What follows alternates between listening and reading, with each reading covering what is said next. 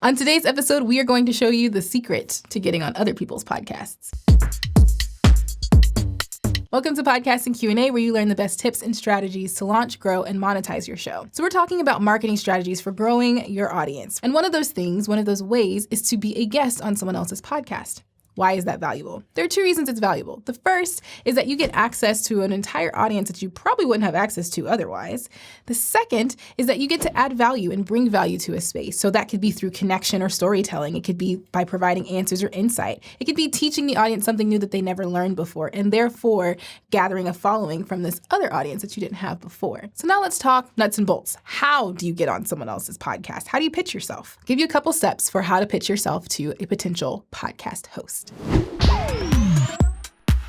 So one of the ways, logistically speaking, to get on someone's radar as far as being a podcast guest is to follow them on social media. So you want to follow the podcast if it's got a page, and then also follow the host. That way you're getting up close and personal. You know what they're posting about. You're able to follow. You show basically that you're a fan, because you want to strike the right balance of a fan as well as a possible source of value as a contributor. So once you follow the podcast and its host, engage with them. Whenever they post something, interact with it. Like, comment, share it, maybe even to your audience. Those are all ways that you show that you're invested in this podcast, that you're a fan of the content, so that they know, oh, look, this is a person that follows, this is a person that comments. And so when you make your ask, you're no stranger to the podcast. Next thing.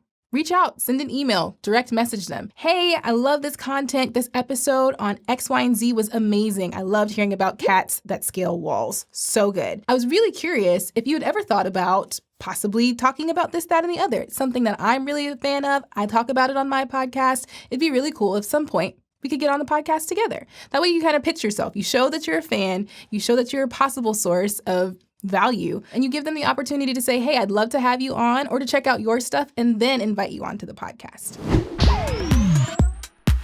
So if you want to know what exactly to include in that direct message or that email where you're pitching yourself, we've invited Gloria, who is a PR expert, to tell you what needs to go into those messages so that you can land your dream guest spot on someone else's podcast. Gloria, if someone wants to go on someone else's podcast, they have something they want to share, they want to connect with another podcast to try and grow their audience, what's the most effective way, once they get that person's contact information, to pitch themselves and to get a confirmation, to get a response that says, yes, I want you on my podcast? Knowing how to have a value first conversation and give maybe 3 quick actionable takeaways that's relevant to that podcaster's audience, that's going to allow you to break through to their inbox and not make it seem like you're just trying to leverage their audience. And so what does that look like when you are composing a message, an email, a direct message on Instagram?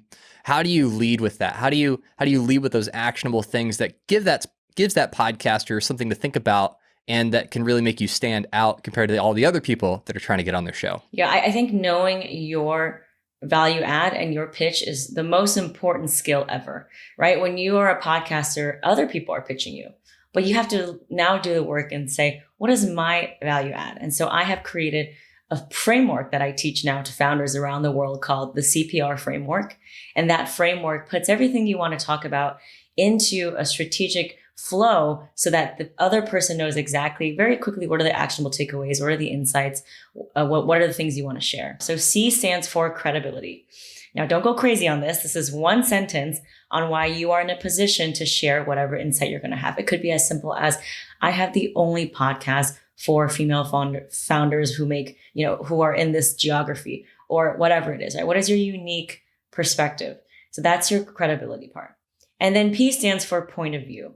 So that is I like 3s. So that's 3 bullet points on where you think the industry is headed. What are the 3 big problems that people are having?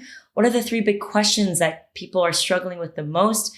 And then what you're hearing from your audience. And the last part of your pitch, which is the R in CPR, is relevance. And this is probably the most important part. This tells a podcast host, you're not just recycling a pitch from 5 years ago. You're saying, this is why your audience need to hear this now. So think about, is there any seasonalities, right? If you are maybe in a heavily regulated industry, like if you're a psychotherapist or if you're in finance, maybe there's some new policies coming out, right? If you're a career coach and you have a podcast on education, maybe it's something about graduation day or the jobs report that comes out from the Department of Labor every month. So think about those things as you craft your pitch so that it's it's relevant and that it's precise, it's punchy, and you have one line of credibility in there. And again, don't add any crazy attachments. Don't add your media bio, because a lot of times that's just going to go straight into the spam box.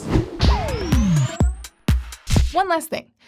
Don't turn down invitations or opportunities to be a guest on other people's podcasts because it might seem too obscure, too small, they don't have a large following. Truly, you want to be able to work your way up. So you can start small, but the more that you get your voice out there, the more that people are able to hear you, and will send you invites to maybe opportunities that are a little bit more appealing to you. The big thing is take the opportunities that come. They're going to lead to greater opportunities in the future. We hope you enjoyed this video. If you are interested in learning more about podcast marketing strategies, we put together this amazing playlist. It's linked in the description below, or you can click the link next to me to be able to watch it. Thanks for watching today. We hope you enjoyed it. As always, keep podcasting.